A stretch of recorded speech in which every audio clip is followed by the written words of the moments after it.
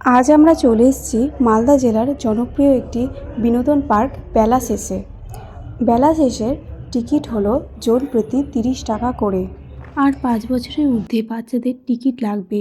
আর পার্কে প্রবেশ করেই আমরা প্রথমেই দেখতে পাবো সুবিশাল একটা জলাশয়, আর এর মধ্যে বোটিংয়ের ব্যবস্থা আছে, যা অন্যতম আকর্ষণ এই পার্কের।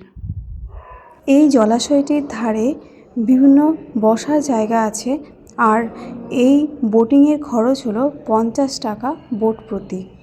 আর যে রোপওয়েটা আছে সেই রোপওয়ের খরচও হলো 50 টাকা জন প্রতি।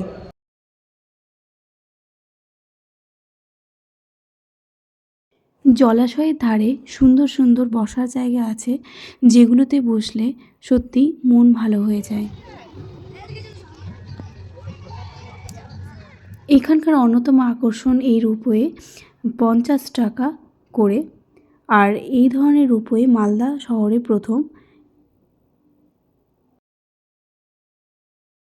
এখানে লেখা আছে বোটিং করার সময় হলো 10 মিনিট।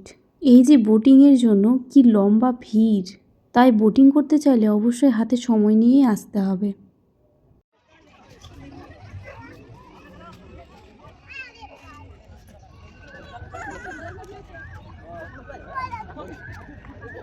এখানে রেস্টুরেন্টেরও ব্যবস্থা আছে, আর এখানে যথেষ্ট ন্যায্য মূল্যেই খাবার দেওয়া হয়।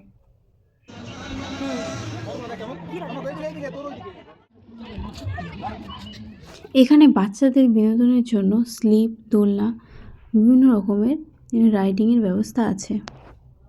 পার্ক খোলা থাকে দুপুর 1টা থেকে রাত 8টা পর্যন্ত, তাই তাড়াতাড়ি আসার চেষ্টা করবেন।